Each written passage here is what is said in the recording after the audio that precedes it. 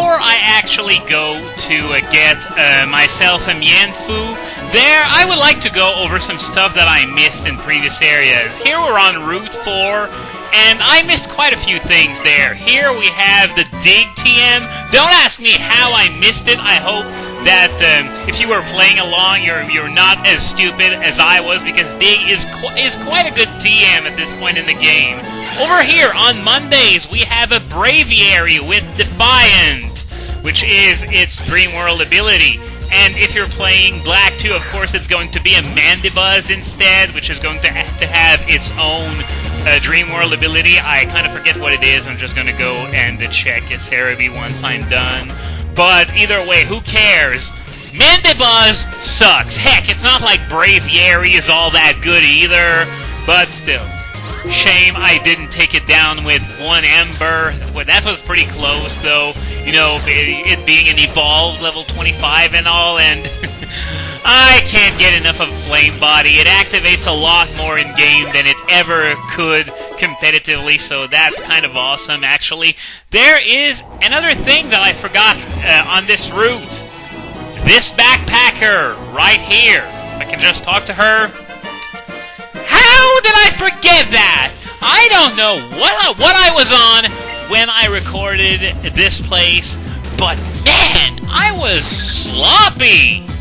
But yeah, don't worry, we're almost done with having to put up with Ember and Gust on Volcarona. We're going to get much better substitutes in just a bit, but first, I have to beat up these underpowered Pokemon, which, well, they're really going to be no match for me, and heck, they wouldn't have been a match for me back when I first came here. And yeah, like I'm going to be scared of some Pidove. Of course, the type matchup isn't in my favor, but let me guess, Flame Body? Nope. that would have been pretty cool, but unfortunately, it was not to be. So now, I guess we're all done on Route 4. However, there are still a few more things that I forgot the first time I went through these areas, so I am going to see you in just a second when I get to my next destination. In the upper right corner of the first floor of Mr. Alton Cave, there's a Dusk Ball here. Very good item considering what's coming up. In Bob Ranch, just before the area where you first chased the Herdier with the Plasma Grunt, there's this river here, which blocks the path to a hidden grotto. So let's see what's inside. A hidden item. It's some growth mulch. Nothing too interesting. I guess I can sell it to the Maniac. There is also another hidden grotto that I missed. This one is on Route 7, just north of Mr. Alton. It's kind of weird how I tend to miss those hidden grottos.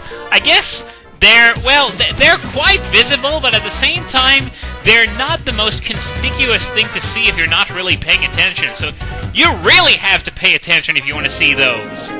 So as I recall, the hidden grotto was located right here next to this house. So let's see what's inside, because there's got to be something inside. It's a Patrat, yeah, just super, or a Watch Hog, whatever.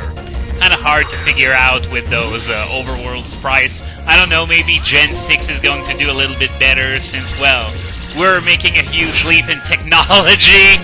So, of course, one-hit KO. Don't ask why I decided to just kill it. But the slot is now empty for something hopefully more useful to spawn here next time.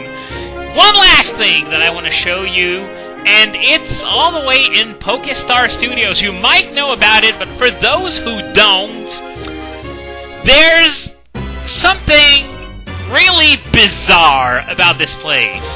So, I'm going to use my bicycle. You want to head all the way over to the right here on this tile, and then talk to this tree, well, sort of, and then you're going to surf into it. It's just this one tile, though. Don't ask how this happened, but I hope someone got fired over this.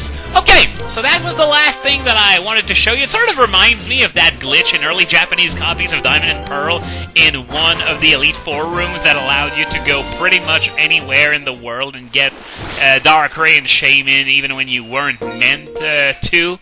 But that's all, folks. So I guess I'm off to find a Mienfoo to expand my team further. Well, here's a Mienfoo, and since I'm pretty sure Ember will kill it, considering the stuff I was able to kill with Ember on this route. Oh! Will-O-Wisp missed, but I got to burn it with Flame Body anyway. Deserved! So, no. Of course I can't put it to sleep. I was about to send out Lilligant, but, of course, burning it is pretty much my only way of whittling its HP down, considering that, pretty much everything I have will kill it, even something like Ember is probably going to kill it, considering it came pretty close to one-hit KOing Swablues on this route. And yes, oddly enough, finding a Mienfoo did take a while, and it's taking a while to catch as well, because, well, I don't know if it's the fact that it's got so much HP and it has Drain Punch, which could be a problem, except not really, because it barely did any damage, so it barely drained any HP for that matter. Is this one gonna be the one? 3! Yes! Mienfoo was caught, so now I only have one team member left to catch, and that's what I'm going to head to right now. So, yeah, Mienfoo making a return in my team this Let's Play. Once again, it's probably going to be extremely useful. As I said before, I intend to go to the Battle Subway and buy it a wide lens, so high jump kick misses a lot less, and man, all that stuff respawned. I'm gonna have to grab all of this once I'm done recording. So, I forgot to leave an empty slot in my party, so I'm gonna have to check it in the PC instead. Lonely with Regenerator? Is that what I think it is? Yes! It's a bit sad that, the defense dropped, but the attack boost and Regenerator, all that on the first try. This guy's a keeper! Of course, I would have preferred Adamant, but I'm not gonna complain. Lonely is pretty good too. So we got a few medals here, honored footprints, I guess, for walking on sand, maybe? And good souvenir getter for getting a lot of souvenirs on Join Avenue. Man, I get a lot of medals for barely doing anything. It's like this game. This game keeps sucking my dick or something. But anyway, my party is healed, which is good because when you try to head north from Undella, yep, it's Hugh. You know what this means? It's time for a rival battle. It's been a while since our last one. And wow, he's really not wasting any time. Let's see how well we've raised our Pokemon, and then bam, the fight begins. So, what is he going to lead with? I honestly didn't look it up. Unpheasant. That's not a pretty good matchup for Volcarona. I mean, I wasn't afraid of a Pidove earlier, but an Unpheasant, that might be bad news. So I'm gonna go with Electros instead, even though Excadrill would have done the job as well with Rock Slide. Oh, Taunt! I thought it was gonna go with, Detect or something, but not that it's gonna change anything. Are you really that desperate for a Thunderbolt in the face? Well, there you go! I am to please! So, you're never gonna get to attack with that crappy Razor Wind move of yours. Man, this Unpheasant sucks so much. Simisage? Now this is a job for Volcarona, even though it doesn't have Fire Blast quite yet. Signal Beam will be just as good of a choice, and I think it would be an even better choice considering it has 100 accuracy to Fire Blast 85. Case in point, it's a one-hit wonder! So, finally we have Samurott, which is going to take Petal Dance to the face and then die. Remains to be seen whether Samurott has anything that could outspeed me, like a priority move of some sort. Nope! So Petal Dance hits, and it's going to be a one-hit KO. As expected, here we go, and it's even a critical on top of that. And when I said this was the first rival battle in quite a while, excluding the one at the fan service tournament, which was done under a special rule set, well, at least half of a special rule set, I should say, this is the first real rival battle since Bob Ranch, back in part 4. And we're now in part 63. Imagine that. We went, Almost 60 parts without an actual rival battle. That is crazy! But unfortunately, it doesn't mean we have to. We can put up with less Hugh. He's really present. He just doesn't fight you as much, which is a shame considering how one-dimensional he is. But anyway, I'm going to be avoiding all the trainers for now and making a beeline for Lacunosa Town. And I know where the Psychic TM is. I have looked that up. It's all the way over in this area, and there are no mandatory trainer fights to get there. So excuse me while I just make this slight detour to grab the Psychic TM, since I would like to not keep Ember and Gust much longer, especially since Lacunosa has Fire Blast TM as well as a Thunder TM for the Lapras that I have yet to catch. So, I'm going to keep making my way through Route 13, being careful to dodge everyone, and wow, not many trainers that are really that hard to avoid. Over here, we have Cobalion, which I am going to ignore for now, even though the game is going to draw your attention to the fact that it's there. I am going to keep it there for now. I'm going to kill it a bit later when I do Route 13 for real, and I'm going to catch it in the post-game using that strategy I mentioned earlier.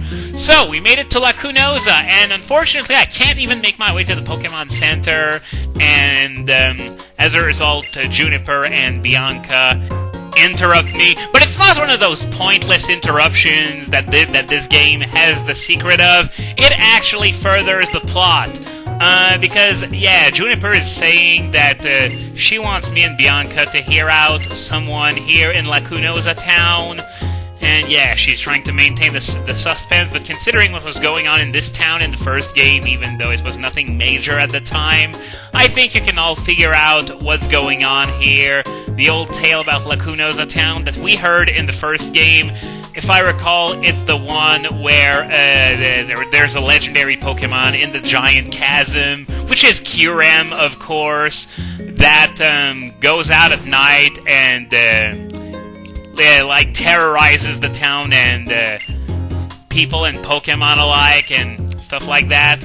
But it's much more relevant in this game, considering that Kyurem is the cover legendary, so it's going to have a far larger role. And here Bianca brings back the flash freezes that occurred in the area that we learned about from Sharon back on Route 6. It's been a while already. But yeah, the giant chasm was created when a meteorite fell from the sky, and that meteorite carried with it a dragon Pokemon. The game isn't quite clear as to whether that was, the original dragon comprised of Kyurem, Reshiram, and Zekrom, or if, the split had already happened, or the game is really kind of not all that clear on Kyurem's lore, oddly enough, even though it's the cover legendary. But we do know that Reshiram and Zekrom were part of Kyurem at one point, and they split apart, leaving behind Kyurem as an empty shell. Well, what we know as normal Kyurem, rather. But anyway, I guess we're done here, so we're going to catch up with Bianca and Juniper outside.